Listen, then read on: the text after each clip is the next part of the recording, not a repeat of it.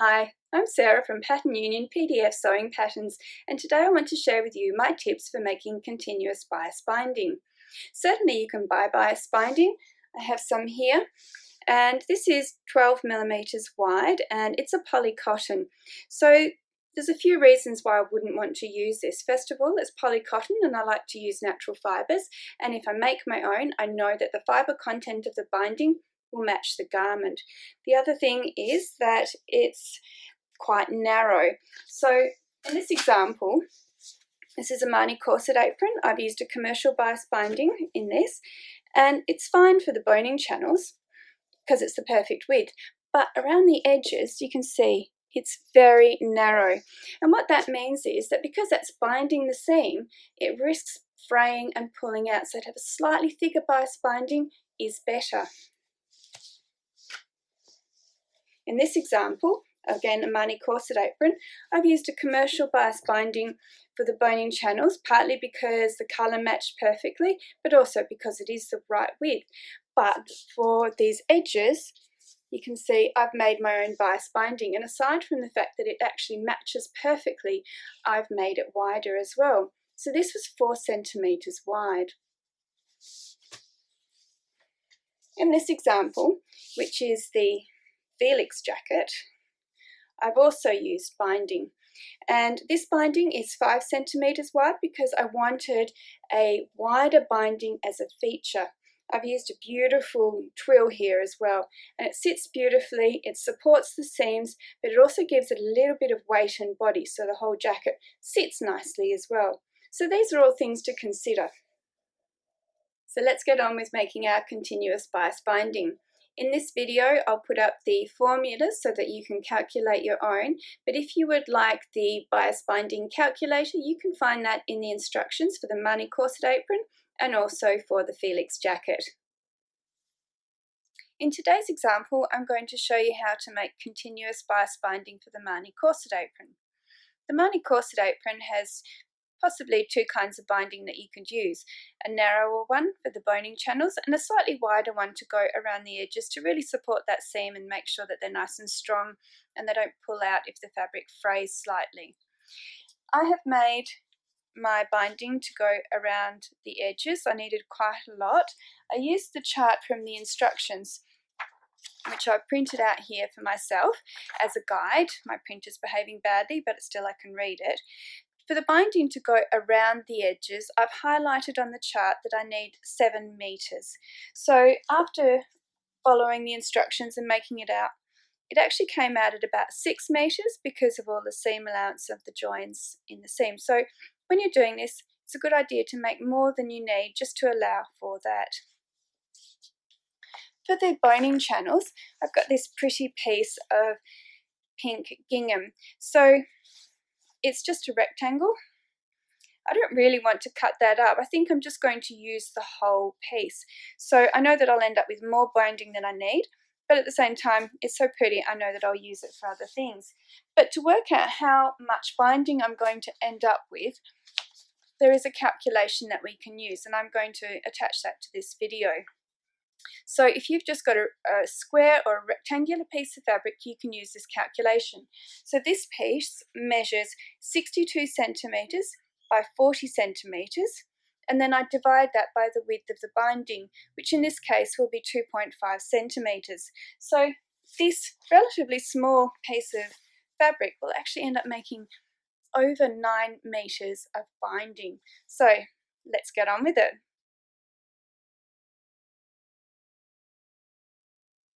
Here is my rectangle of fabric.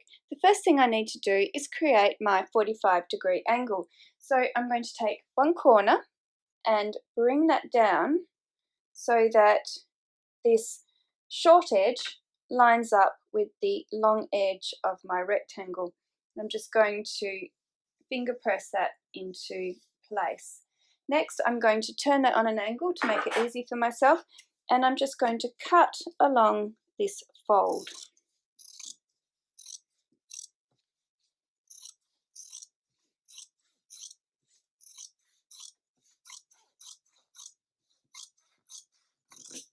Like so. Here is the cut edge of my triangle, That is exactly 45 degrees. Now I'm going to open that out to separate the triangle from the piece that I've cut, and then I'm going to slide this triangle along so that the straight edges match and I have a parallelogram. I'm going to fold it over, right sides together, and then I'm going to just sew down this seam. I'm going to use a very small stitch because when I come to cut my bias binding strips, I'll be cutting through this seam and I don't want it to fray and come undone. So by using a small stitch, I'll be making sure that it will be okay. Here is my seam and I've pressed it open. I like to keep my seam allowance quite small so that I don't end up with too much of a gap at that top edge where you've got the point of the triangle. Next we're going to turn this over to the right side, and what we're going to do is actually draw on the cutting lines for our bias binding. So if I was making 4 centimetre wide bias binding, this ruler happens to measure exactly 4 centimetres and I can just layer it up. But in this instance, I'm wanting 2.5 centimetre bias binding, so I'm going to have to measure up and mark all that in. So I'll just do that quickly and come back to you. So here I've drawn on all my lines. When you come to the end, you may find that your final amount is less than the desired amount for your bias binding. That's okay, that little bit will just get thrown away. Next, we're going to come back to the edge that was our starting point, where we know the binding is the exact width. And what I'm going to do is mark a little circle on this corner, and then I'm going to come up to the top, and on the second one I'm going to mark a little circle. So this can really mess with your head and get quite confusing, but just trust the circles. So what I'm going to do is take this circle and match it up to this circle. So what I want to do is make sure that the lines that I've drawn for my bias binding are going to perfectly match. So if I fold back my seam allowance, and what I can actually do is a little finger press of my seam allowance just to get me started so I can see where those lines are. So again, take my circle, bring it over to the other circle, fold back the seam allowance so that I can match the drawn lines of my cutting for my binding. So it has to be offset just a smidge. So I'm just going to pop a pin in there to hold it in place. Now what you need to do is just trust this process. So I'm going to work my way down using some pins, and for those of you who know me, you know I don't use a lot of pins, but in this instance it just helps because it does mess with your head. So I'm just working my way down, sort of pinning at about 10 centimetre intervals until I get to the end, and there you can see it's offset again, and that's exactly what you want to end up with, because we'll be cutting this out, bias binding out in a spiral. Now what I'm going to do is I'm going to start sewing. So where my first drawn line edge is, that's where I'm going to start sewing from. And again, I'm going to keep my seam allowance narrow and I'm going to use a very short stitch. So I'll come back to you on that.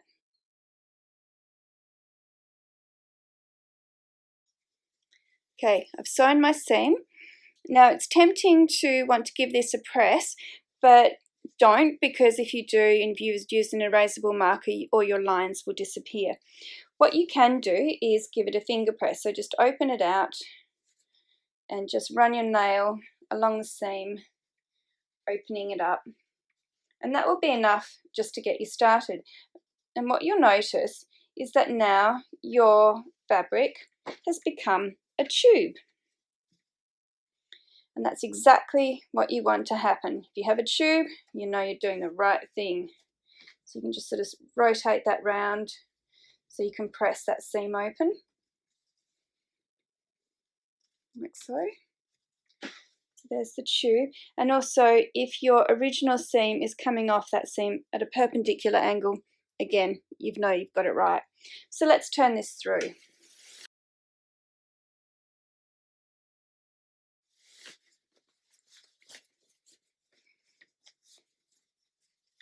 So here we have the seam that I've just sewn and all the lines for my bias binding.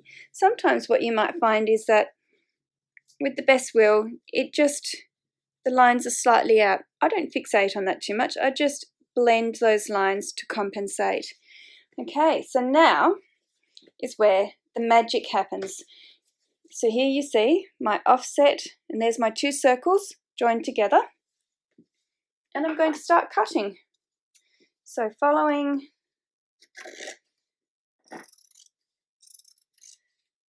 those lines that I've drawn, I'm just going to work my way around. Make sure as you're cutting that you don't cut anything underneath. You rotate your tube around as you go. Now I'm coming up to my original seam and I keep going, and you can see it's just spiraling off into meters of bias binding. So you don't need to watch me cutting all of that out. I will pause this and come back to you. So here it is, all of that binding. Look at it, so much. All right, so in the interest of maths, let's just measure that and see if the calculation worked. So this is a meter ruler.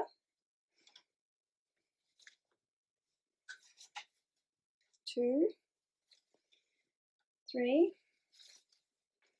4, 5, 6, 7, 8,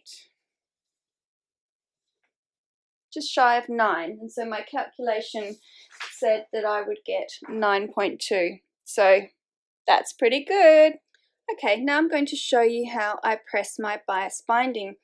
This is my ironing board setup, and little trick for you: if you get a hole in it, you can use some woven iron-on interfacing to patch it up.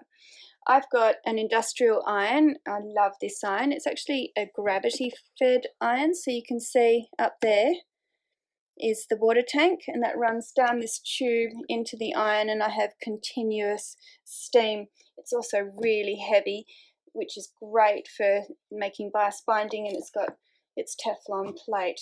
So this thing can be on all day and it's absolutely fine.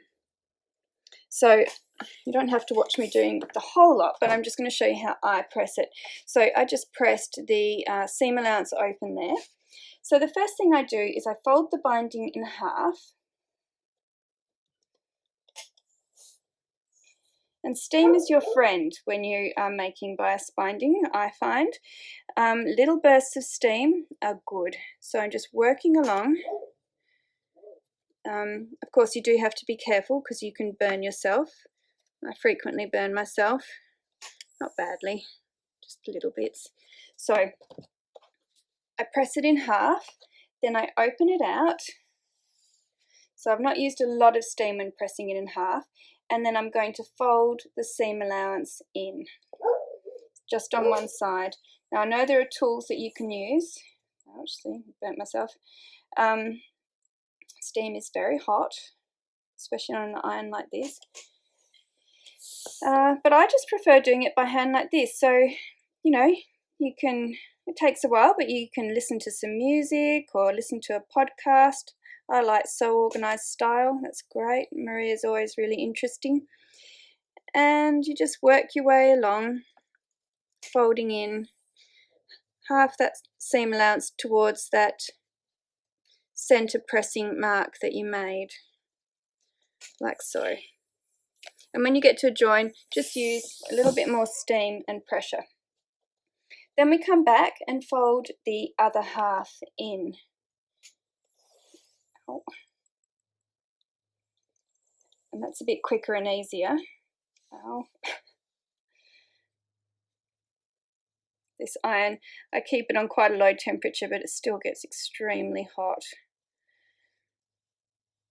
So you just roll in that seam allowance and just occasionally sort of pause just to really press that in half. And you know, if you're working with a synthetic, so you need to be a bit more careful about the fabric melting. So coming up to my join there, just going to put a burst of steam. Okay, and there I have the two halves pressed towards the center. Now I could just leave that if I'm going to use it for my boning channel, which I'm going to, but if I was making wider binding and I wanted it to be wrapping around a seam, I would actually then come back and fold that in half,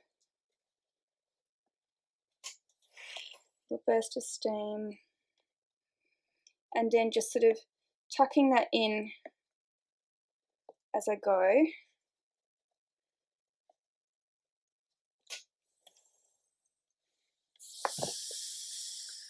Like so. Now, one thing I think I should mention is that when I'm taking that into the middle, you can see it's almost touching, just not quite. And that's because if I was going to wrap that around something and I'm putting a piece of fabric into that fold, it needs somewhere to sit. And so if I have that overlapping or coming too close to the center, that's actually going to make it a little bit trickier. So that's my tip, is just when you're pressing that in, keep a little gap, and that's going to look beautiful as a boning channel. So I'm going to finish off the rest of that binding. I finished doing all my bias binding, so it's all here, and this is how I wind it up. So I take a piece of card and I do a little diagonal snip, and I take one end of the binding, so just bring that forward a bit and bring that back, and that just holds it in place. And then I just wrap it around, trying not to stretch it, so it stays nice and flat on the card. And then when I'm ready to use it, it's all kept nice and smooth, and it's good to go. So how about that? Give it a go, and if you like this technique, let me know. Leave me a comment or send me a message. And if you make something using this technique, tag me at Pattern Union, because I love to see customer projects.